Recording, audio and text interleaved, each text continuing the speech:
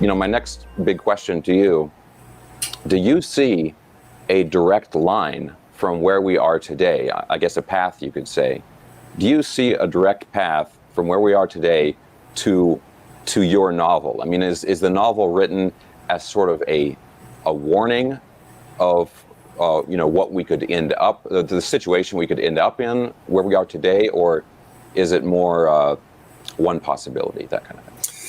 No, it is a very direct warning.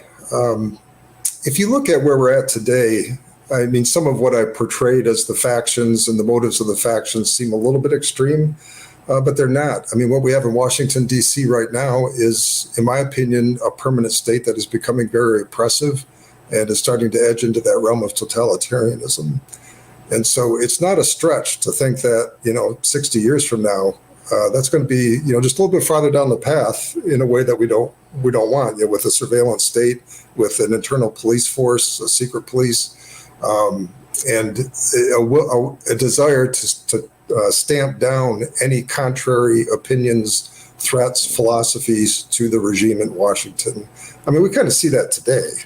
And so this is just a little bit of that on steroids. So that faction is just, I think, a fairly direct extrapolation of where we're at and where we might be headed. I also think that there's a lot of people who are very supportive of the concept of liberty, but feel isolated from mainstream culture right now. I know I was in the Tea Party movement for a number of years, and that group got marginalized pretty quickly. And I've been a libertarian and an atheist for quite some time, and those groups are somewhat marginalized also. So if you think about the rebel faction that I described, that's sort of underground trying to fight against all of this, it's not hard to foresee that there's a lot of marginalized people who feel like they're being excluded from the dialogue and actually being oppressed by the permanent state, who might have a bone to pick with it. And so I don't think that's a stretch either. When you think about what I described as the jackals, the narco-terrorists that are overwhelming the southwest of the U.S., that's not hard to imagine. That's not too great of a stretch either, because that's actually happening on our southern border right now, that the anarchy and the narco-terrorism that exists in Mexico is just spilling over into our southern states. And to some extent, it becomes a flashback to the history of 150 years ago, where Mexico actually owned those states, and we took those states from them in a war in 1848. So history is just reverting back to itself at that point.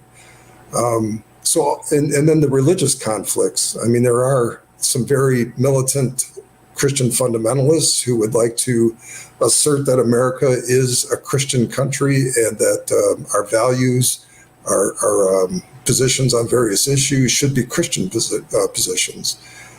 And they're very militant about it in this book, and they're actually very militant about it today, but just maybe not in a military sort of way. And then radical Islam is spreading its wings all over the world. And you're starting even to see a little bit of that in the United States, whether it's in Minneapolis, whether it's an enclave there, or Dearborn, Michigan. You're starting to see that grow in the United States as well.